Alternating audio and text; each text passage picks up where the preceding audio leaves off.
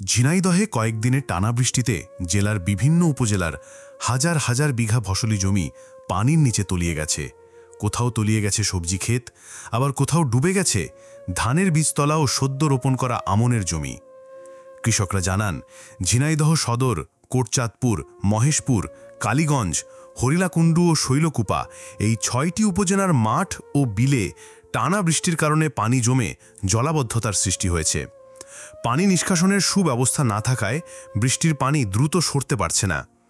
এতে সদ্য রোপণ করা আমন ধান নষ্ট হয়ে যাচ্ছে। পাশাপাশি মরিচ, পটলসহ বিভিন্ন সবজির ক্ষেতও পানিতে তলিয়ে নষ্ট হচ্ছে।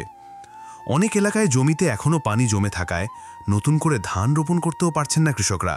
এতে তারা চরমভাবে ক্ষতির মুখে পড়েছেন।